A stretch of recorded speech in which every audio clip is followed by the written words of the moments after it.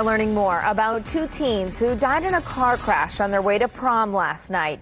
Kaylin Hart was a student at Hamilton Heights, and Lyndon Byram went to Cathedral. News 8's Demi Johnson is live in the newsroom. And Demi, you were able to talk to their family and friends.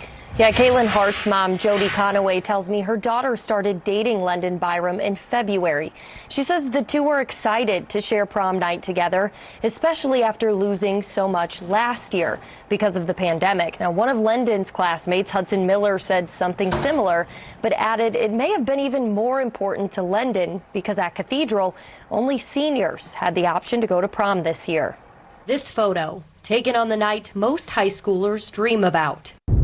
That dream turned tragic when Kaylin Hart and Lyndon Byram were killed in a crash near the intersection of 281st Street and Lacey Road near Arcadia. She was everything to her dad and her stepmom and myself and my husband and her siblings. Jody Conaway, Kaylin's mom, says the couple was headed to her house for more pictures when the crash happened.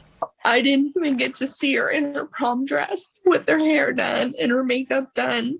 And I've gotten to see her partially in the prom dress the last 2 days when I've went to the coroner's office to see her.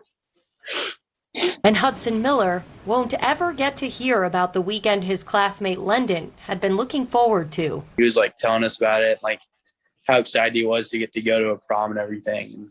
Just thinking about it now, it's so crazy how excited he was to get to go to do that with his girlfriend. Miller says it's been a tough stretch for students everywhere, but he says especially at Cathedral. This is the third death of a student in a little more than a year. So when you think about it, it's why do we have to keep doing this? Having prayer services and having to post R.I.P. Lyndon and having to come together and mourn. It's when's it going to stop? Conaway wishes she had the answers and says she didn't only lose her daughter, but another person who is quickly becoming part of her family. Lyndon was a great kid.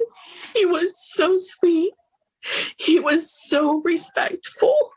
So respectful.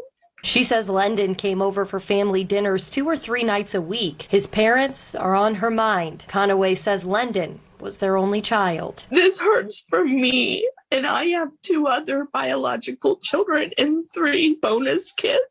And this is hard enough, so I can't imagine what they're going through.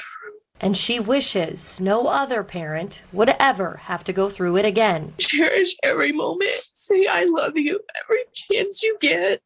Give them a hug before they walk out the door. Because you never know. You just don't know.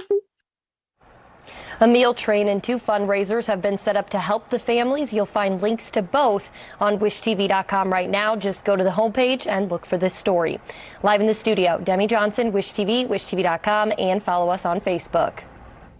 Demi, thank you. As a community mourns, a prayer vigil was held earlier today at United Family Westland Church in Cicero. Church leaders say during this difficult time, the most important thing for the community to do is lift each other up. Though we didn't know the teens personally, we know a lot of their friends, and it doesn't matter that we didn't know them personally. It hits all of us so hard that when you lose someone so young in such a tragic way. And so we basically wanted to step up and do whatever we could to help the community be strong together. And honestly, it's been amazing to see this community pull together the way they have. Grief counseling was also held at both high schools today.